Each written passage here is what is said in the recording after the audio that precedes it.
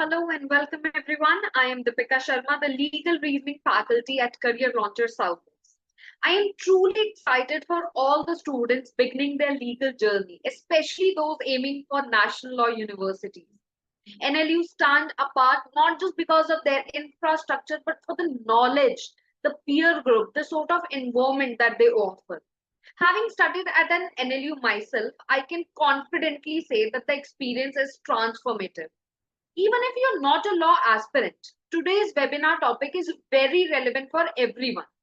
Today, we are going to discuss the right of private defense, a right that empowers you to protect yourself and your loved ones when no help is available.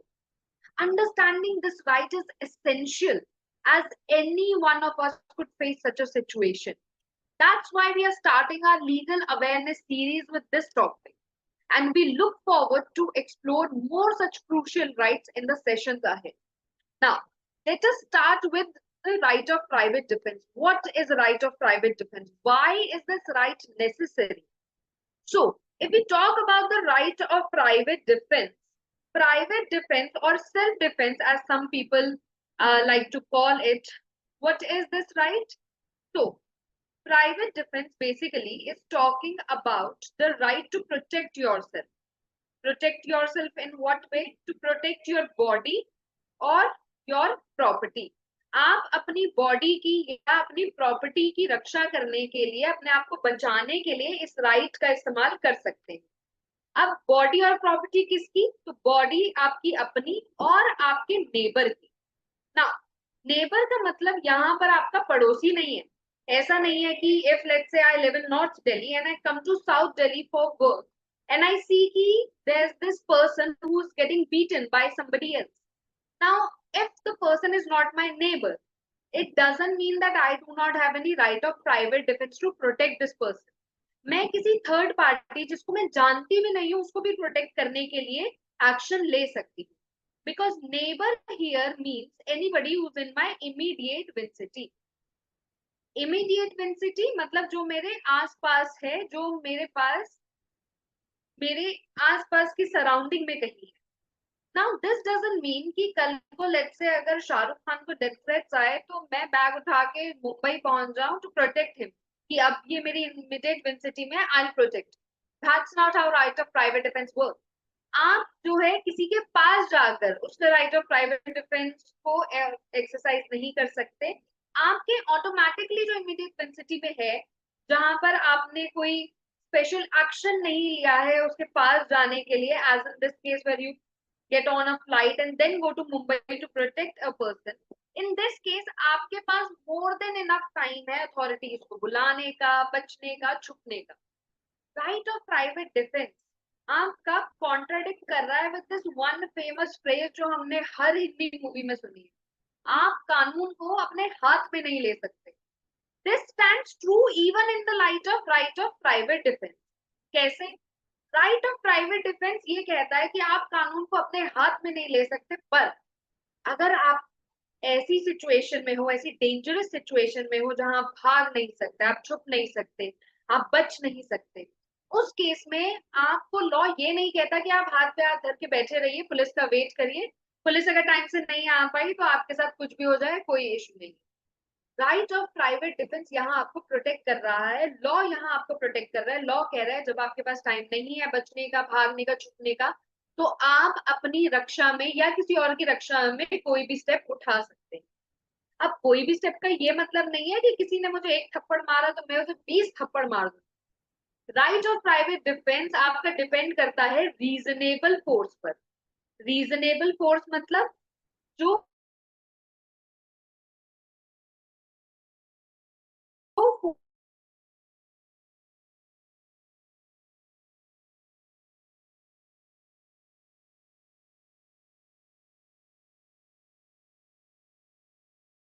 Force necessary, आगे जो भी to है जितना भी force necessary है मैं सिर्फ उतना फोर्स इस्तेमाल करूँ, उससे ज्यादा फोर्स मैं इस्तेमाल नहीं कर सकती। राइट?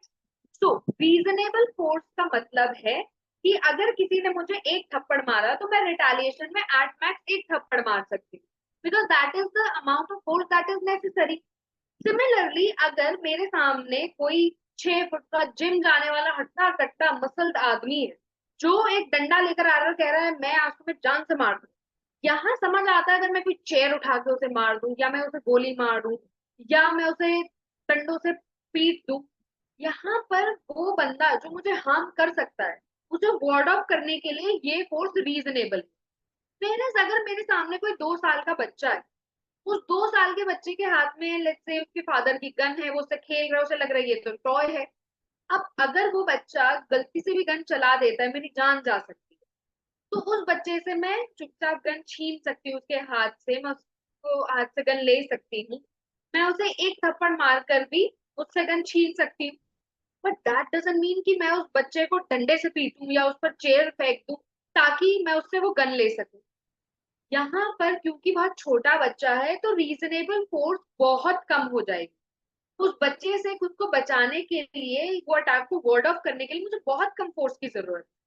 तो मेरी फोर्स रीजनेबल अगर नहीं है तो वहां पर ये नहीं कहा जाएगा कि मैंने सेल्फ डिफेंस में एक्शन लिया, ऐसा कहा जाएगा कि मैंने ऑफेंस करा है, मैंने सामने वाले पर अटैक करा। तो रीजनेबल फोर्स होना बहुत जरूरी है। इसके अलावा इट इज ऑल्सो नेसेसरी कि आपका राइट ऑफ प्राइवेट डिफेंस जो है वो प्रिवेंटिव हो, प्यूनिटिव नहीं। प्रिवेंटिव मतलब फर्दर हार्म को प्रिवेंट करने के लिए मैंने ये करा है, ना कि प्यूनिटिव यानी किसी को पनिश करने के लिए। एक थप्पड़ के रिटेलिएशन में मुझे गुस्सा आया कि मैं इसे 2 थप्पड़ तो कम से कम मारूं, ये प्यूनिटिव एक्शन है। किसी ने मुझे एक थप्पड़ मारा, मैं उसे वापस मारने वाली थी, इतने में पुलिस ऑफिसर्स आ गए और उन्होंने लड़ाई रुकवाने की कोशिश करी। गुस्सा तो मुझे बहुत आ रहा है, किसी ने मुझे एक थप्पड़ भी कैसे मारा, मैं तो इसे वापस रिटेलिएट करना चाहती हूँ, मैं इसे और मारना चाहती हूँ, कम से कम एक थप्पड़ तो मारो, इसने मुझे थप्पड़ कैसे मारा।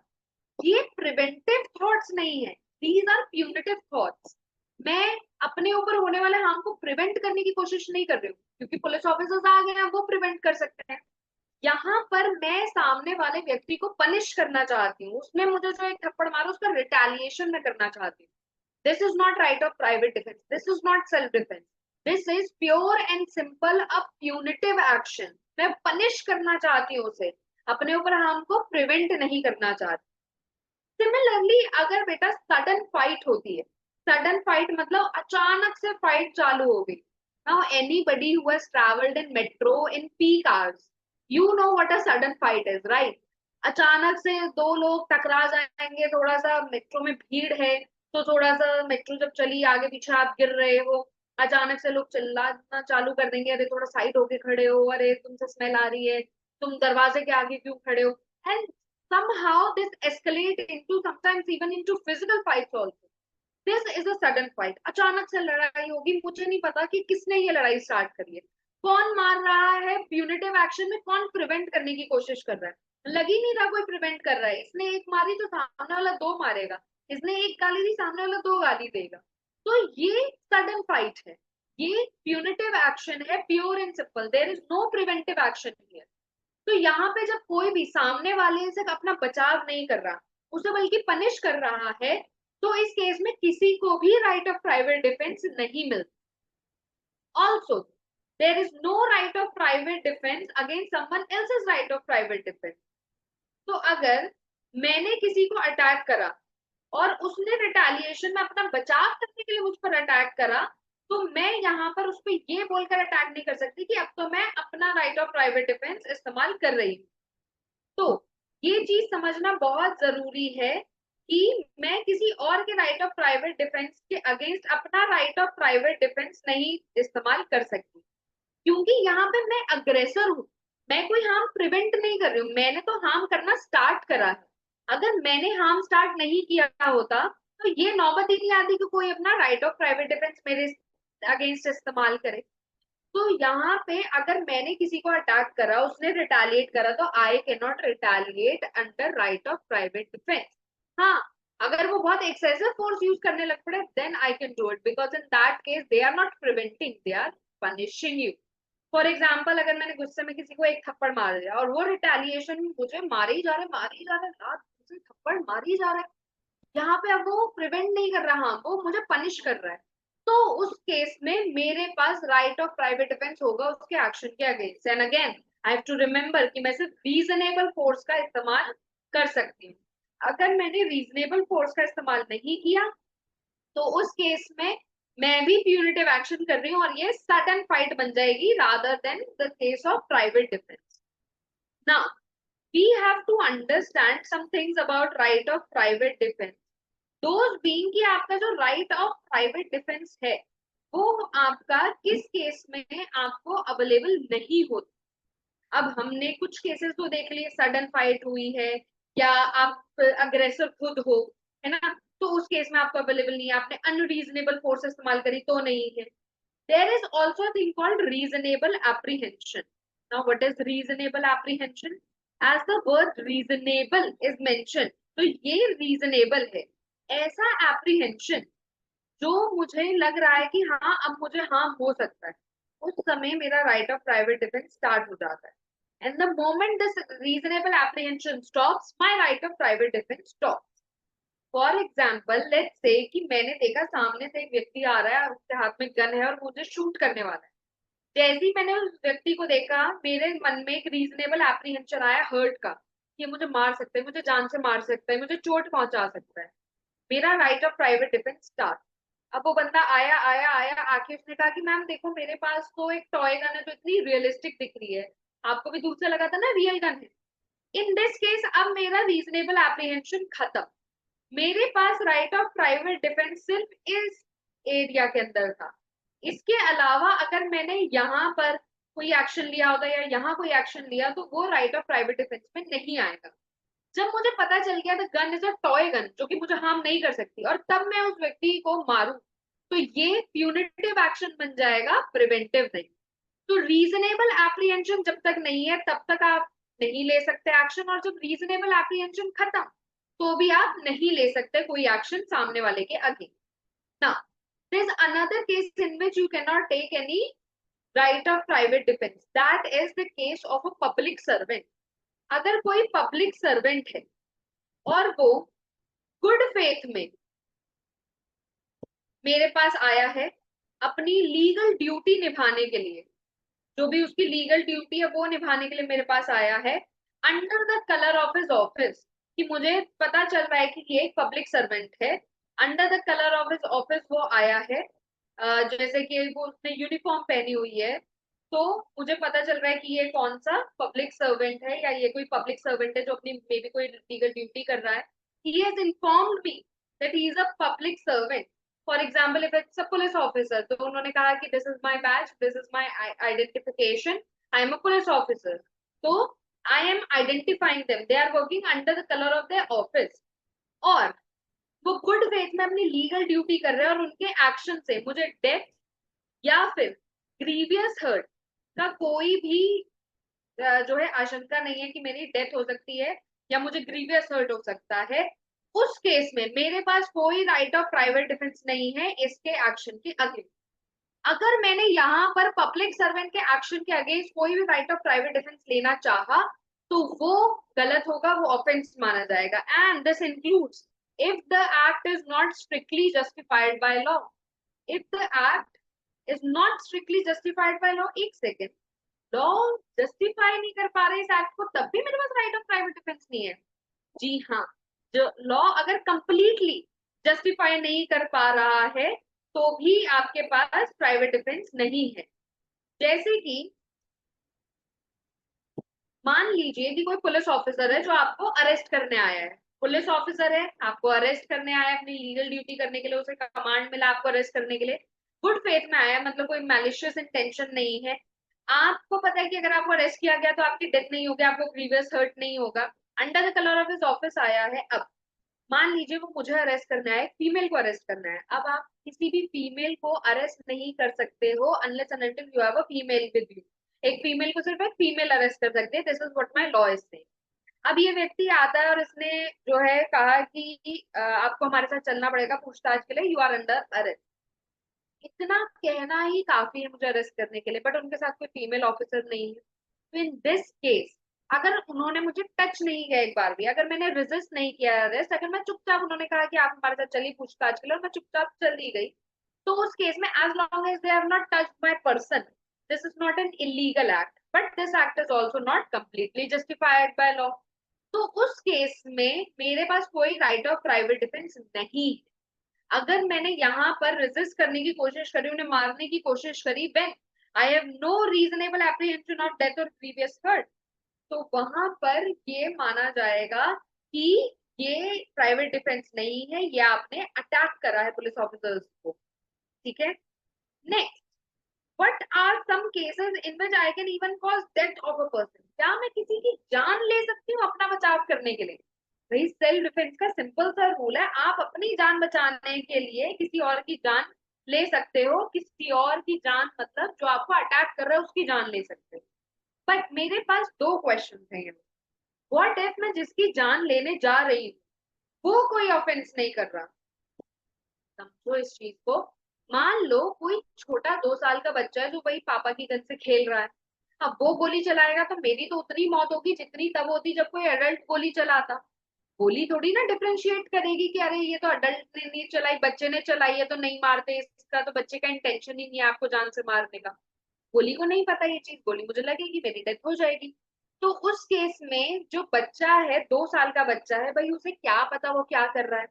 तो हम कहते हैं वो है doli incapax. It is a Latin term which means incapable of forming the guilty mind, the mens rea which is required किसी भी ऑफेंस के अंदर। तो बच्चे ने तो कोई ऑफेंस नहीं करा, पर क्या उसके खिलाफ मेरे पास राइट ऑफ प्राइवेट डिफेंस है? बिल्कुल है। बट रीजनेबल फोर्स मुझे यूज करनी है, अनरीजनेबल फोर्स में यूज नहीं कर सकती। Then the second question is, क्या मैं किसी की जान ले सकती हूँ? हाँ, मैं किसी की जान भी ले सकती हूँ। व्हाट आर द केसेस जिसमें मैं किसी की जान ले सकती हूँ? Let us start with body को प्रोटेक्ट करते हुए, अपनी या किसी और की बॉडी को प्रोटेक्ट करते हुए क्या मैं किसी की जान ले सकती हूँ? तो अगर कोई मेरी डेथ कॉज करने आ रहा है, मेरी जान लेने आ रहा है, तो मैं उसकी जान ले सकती हूँ। मैं उसकी जो है उसे गोली मार सकती हूँ, चाकू मार सकती हूँ अपना बचाव करने के लिए, क्योंकि मुझे पता है कि या तो ये मुझे मार देगा या मैं इसे मार के अपनी जान बचा सकती हूँ। तो in that case I can kill that person. Second, if there is a case of grievous hurt, अगर कोई मुझे ग्रीवियस हर्ट करने आ रहा है तो भी मैं उस व्यक्ति की जान ले सकती हूँ। ग्रीवियस हर्ट क्या होता है? मेरे हाथ पांव तोड़ दिए, मेरे दांत तोड़ दिए, आंख से अंधा कर दिया, कान से बहरा कर दिया, मुझे इतना मारा मैं 20 दिन हॉस्पिटल में थी। तो ऐसे केस में अगर मुझे कोई ग्रीवियस हर्ट करने आ रहा है तो भी मैं उसकी जान ले सकती हूँ। देन अगर कोई मेरे ऊपर एसिड फेंकने आ रहा है, एसिड मेरे ऊपर फेंकेगा तो भी मेरी जान भी जा सकती है। ग्रीवियस हर्ट तो डेफिनेटली होगा, तो उस केस में मैं अपनी जान बचाने के लिए किसी को अटैक कर सकती हूँ। देन अगर कोई मेरा रेप कमिट करने आ रहा है, now try to understand this, rape is only committed by a man on to a woman. Law सिर्फ इस चीज को रिकॉग्नाइज कर रहा है कि जब एक आदमी किसी औरत के साथ जबरदस्ती करता है वो रेप। ना, अगर कोई आदमी किसी आदमी के साथ जबरदस्ती कर रहा है, या कोई औरत किसी औरत के साथ जबरदस्ती कर रही है, या कोई औरत किसी आदमी के साथ जबरदस्ती कर रही है, तो इसे हम रेप नहीं कहते, इसे हम कहते हैं अननेचुरल लस्ट। तो कोई अगर अपना अननेचुरल लस्ट सेटिस्फाई करने आ रहा है मेरे साथ तो भी मैं उसकी जान ले सकती।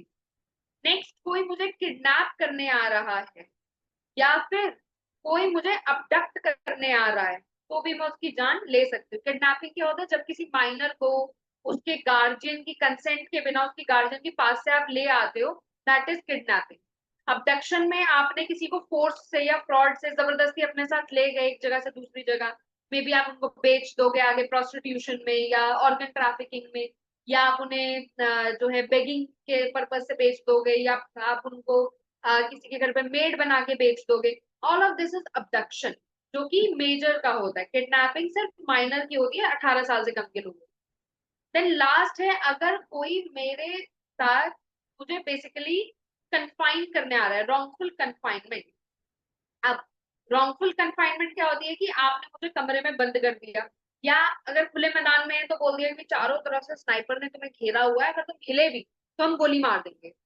तो what is this is wrongful confinement. अब सारे wrongful confinement are not ground, star लगा दिए मैंने इसलिए यहाँ। स्टार क्यों लगाए? ये कह रहा है कि सारे रॉन्गफुल कन्फाइनमेंट आपके यहाँ नहीं आएंगे, सिर्फ वो रॉन्गफुल कन्फाइनमेंट जहां मुझे लग रहा है कि मैं ना तो यहाँ से बच पाऊंगी, ना मैं यहाँ से भाग पाऊंगी, ना ही मैं अपने बचाव में किसी को बुला पाऊंगी अब मेरी हेल्प करने के लिए। अगर इन्होंने मुझे पकड़ लिया एक बार तो शायद जिंदगी भर के लिए मुझे बंद कर देंगे। अगर मुझे ऐसा रीजनेबल एप्रीहेंशन है तो उस रॉन्गफुल कन्फाइनमेंट में मैं किसी की जान भी ले सकती ना। लॉ मेरा कह रहा है कि इन 7 केसेस के अलावा अगर कोई मेरे साथ कुछ भी हार्म करने आ रहा है, किसी ने मुझे हर्ट करा, मुझे 2 थप्पड़ मार दिए, उस केस में मैं जान नहीं ले सकती, पर जान लेने के अलावा कोई भी हार्म पहुंचा सकती हूँ। अगेन ध्यान रखिएगा, रीजनेबल एप्रीहेंशन। कोई मुझे गोली मारने आ रहा था पर जैसे ही उसने पीछे पुलिस वालों को देखा वो भाग गया, पर तब तक तो मुझे गुस्सा आ गया था कि मुझे जान से कैसे मारने आ रहा है। मैं पुलिस वालों की गन छीन के उसके पीछे भाग गई कि इसको तो मैं जान से मार दूंगी आज। ये ऑफेंस है, क्योंकि आपका रीजनेबल एप्रीहेंशन ऑफ fear तभी खत्म हो गया जब पुलिस ऑफिसर्स आ गए थे। और जब वो बंदा भाग गया, वो आपको अटैक नहीं कर रहा, तब तो आपका वैसे भी रीजनेबल एप्रीहेंशन खत्म हो जाना चाहिए। आप सिंघम बन के उसके पीछे भाग नहीं सकते उसे रोकने के लिए। Got it? Now what are some cases in which अपनी प्रॉपर्टी को प्रोटेक्ट करते हुए मैं किसी की जान ले सकती हूँ? तो प्रॉपर्टी को प्रोटेक्ट करते हुए भी मैं किसी की जान ले सकती हूँ। किस केस में? सबसे पहला केस है रॉबरी। नाउ रॉबरी आपकी या तो थेफ्ट से बनती है या एक्सटॉर्शन से। अब समझो थेफ्ट और एक्सटॉर्शन क्या होता है और वो रॉबरी कैसे बनते हैं। थेफ्ट आपका होता है चोरी करना, जब मैंने कोई मूवेबल प्रॉपर्टी है वो किसी की पोजेशन से बिना उसकी कंसेंट के रिमूव कर दी विद सम फ्रॉडुलेंट या डिसऑनेस्ट इंटेंशन की, अरे इसका फोन है चुपचाप जेब में रख लेती हूँ बाहर बेच दूँ, दिस इज थेफ्ट। जब मैं थेफ्ट करने के लिए या थेफ्ट करते हुए या थेफ्ट करने के बाद भागते हुए किसी के भी मन में एक रीजनेबल एप्रीहेंशन पैदा करती हूँ कि मैं उसे जान से मार सकती हूँ या उसे हर्ट कर सकती हूँ किसी भी तरह, या मैं उसे बांध सकती हूँ, रॉन्गफुल रिस्ट्रेन कर सकती हूँ उसका, ये मैंने कर दिया है या करने का रीजनेबल एप्रीहेंशन किसी के मन में पैदा हुआ है। कि जैसे मान लो चोरी करते हुए अचानक से नौकर जग गया, मैंने कहा गोली मार दूंगी अगर तुमने शोर मचाया तो, यहाँ पे उसके मन में मैंने रीजनेबल एप्रीहेंशन पैदा करा है कि उसे हर्ट हो सकता है। या मालिक जग गया, मैंने उसे फटाफट बांध दिया, यहाँ पे मैंने रॉन्गफुल रिस्ट्रेन करा। तो जब थेफ्ट करते हुए, करने के बाद या फिर करने के लिए मैं ये रीजनेबल एप्रीहेंशन किसी के मन में पैदा कर सकती हूँ, किसी की डेथ का, ग्रीवियस हर्ट या किसी और हर्ट का या रॉन्गफुल रिस्ट्रेन का, तो वो थेफ्ट मेरा रॉबरी बन जाता है। नाउ एक्सटॉर्शन होता है फिरौती मांगना। आपने किसी को कॉल करके बोला तुम्हारा बेटा मेरे पास है, अगर तुमने पैसे नहीं दिए तो मैं जान से मार दूंगा तुम्हारे बेटे को, ये एक्सटॉर्शन है। ठीक है, तो जब एक्सटॉर्शन आप जिसके साथ कर रहे हो उसकी प्रेजेंस में कर रहे हो, वो एक्सटॉर्शन आपका रॉबरी बन जाएगा। जैसे अगर मैंने कॉल करके कहा कि तुम्हारा बेटा मेरे पास है, मैं गोली मार दूंगी इसे अगर 5 करोड़ रुपए नहीं दिए, दिस इज एक्सटॉर्शन। तुम मेरे सामने बैठे हो तब मैं कह रही हूँ कि तुम्हारा बेटा मेरे वेयर हाउस में बंद है, पैसे नहीं दिए तो गोली मार दूंगी उसे, दिस इज रॉबरी ना। तो रॉबरी की केस में मैं अपनी प्रॉपर्टी की रक्षा करने के लिए सामने वाले की जान भी ले सकती हूँ। Then house break in. अब सारे हाउस ब्रेक इन यहाँ पर नहीं आएंगे, यहाँ पर भी एक स्टार लगा देते हैं। हाउस ब्रेकिंग जो कि रात के समय हो रहा है, आफ्टर सनसेट बिफोर सनराइज, रात के समय अगर हाउस ब्रेकिंग हो रहा है तो मैं सामने वाले व्यक्ति की जान भी ले सकती हूँ। क्योंकि मुझे नहीं पता ना रात के समय कितने लोग हैं कितने नहीं है, वेपन्स इनके पास है नहीं है, पता नहीं क्या हार्म कर देंगे, is it a robbery, is it just a house break in, it is a very dangerous situation. तो मेरे मन में तो रीजनेबल एप्रीहेंशन आएगा ही ना कि कोई अकेला खाली हाथ तो आ नहीं रहा होगा चोरी करने के लिए, पक्का इसके पास साथी होंगे या वेपन्स होंगे जिसके साथ ये चोरी करने आ रहा है। तो हाउस ब्रेकिंग रात के समय जो होगा उसमें भी मैं सामने वाले की जान ले सकती हूँ। Then mischief by fire. Now mischief by fire this is very dangerous. आप किसी के घर में आग लगाने आ रहे हो, आप किसी के घर के बाहर जो गार्डन है उसमें आपने आग लगा दी, फाउंटेन में आग लगा दी, आपने किसी की भी प्रॉपर्टी में ऐसे आग लगाने के लिए जब आप आ रहे हो, तो मैं कहूंगी कि ये मिस्chief बाय फायर है। अगर आप मेरे घर आग लगाने आ रहे हो तो मैं आपको जान से मार सकती हूँ। नेक्स्ट एंड लास्ट है कि जब मैं थेफ्ट, मिस्chief या फिर ट्रेसपास करती हूँ, उस केस में भी मैं किसी की जान ले सकती हूँ। अरे सारे थेफ्ट, मिस्चिफ या ट्रेसपास नहीं, इसमें भी एक स्टार है। ऐसे थेफ्ट, मिस्चिफ या ट्रेसपास जिस केस में मुझे लग रहा है कि मेरी जान जा सकती है, मुझे हर्ट हो सकता है, मेरा रॉन्गफुल रिस्ट्रेन या रॉन्गफुल कन्फाइनमेंट हो सकता है, सिर्फ उस केस में मैं सामने वाले व्यक्ति की जान भी ले सकती हूँ। Again the law is saying कि इन 4 के अलावा अगर आपके साथ कुछ भी हो रहा है, जैसे कोई आपको चीट कर रहा है, आपको कॉल करके कह रहा है कि पैसा आपने नहीं दिया तो देख लीजिएगा, आपका बैंक अकाउंट बंद हो जाएगा, या कोई आपके यहाँ चोरी कर रहा है, रॉबरी नहीं, चोरी कर रहा है, या एक्सटॉर्शन आपके साथ हो रहा है, तो उस केस में आप अपनी प्रॉपर्टी की रक्षा करने के लिए जान लेना छोड़ के, डेथ छोड़ के कोई भी हार्म कॉज कर सकते। नाउ अगेन, रीजनेबल एप्रीहेंशन हमेशा ध्यान में रखना है। कोई चोर चोरी करने आ रहा था, रॉबरी करने आ रहा था, अचानक से जैसे उसने देखा सब जगह हल्ला मच गया मोहल्ले में, वो भाग गया। अब मैं उसके पीछे पीछे नहीं भाग सकती उसको पकड़ने के लिए। यहाँ पे मेरे पास राइट ऑफ प्राइवेट डिफेंस मेरा खत्म, जैसे वो मेरी प्रॉपर्टी की लिमिट से बाहर गया तो मेरा रीजनेबल एप्रीहेंशन खत्म, मेरा राइट ऑफ प्राइवेट डिफेंस खत्म। Now the last question that I have for you guys today, I'm not going to answer it. You guys have to answer it. You have to tell me this in the comment section. What do you believe is going to happen in this case? Let's say that there are some people standing here. ठीक है, कुछ ये भीड़ है, यहाँ पे बहुत सारे लोग खड़े हैं, ठीक है, और normal marketplace, let us assume it's a marketplace, and I have also come to purchase some groceries. Now this is me here. Let me write me. Okay. So this is me here. Now, suddenly I see that somebody is shooting at me. Somebody is shooting at me. Let's say this is the shooter. Now he is shooting at me. अब क्या मैं अपनी जान बचाने के लिए इसको shoot कर सकती हूँ? पर अगर मैंने अपनी जान बचाने के लिए इसको शूट किया तो मे बी इस बंदे को लग जाए, या मे बी इस बंदे को लग जाए, या हो सकता है इसको लग जाए, या हो सकता है इसको लग जाए। नाउ डोंट थिंक कि ये स्ट्रेट लाइन आगे से ऐसे क्यों इधर उधर जा रही है, प्रिज्यूम कि मेरा निशाना खराब है। Okay, so in this case इसको इसको इसको किसी को भी लग सकती है गोली। तो उस केस में क्या मैं इस बंदे पर गोली चला सकती हूँ अपनी जान बचाने के लिए? मुझे दिख रहा है ये मुझ पे गोलियां चला रहा है और मैं यहाँ पे कोई कवर नहीं है, भागने की जगह नहीं है, छुपने की जगह नहीं है, my back is against the wall.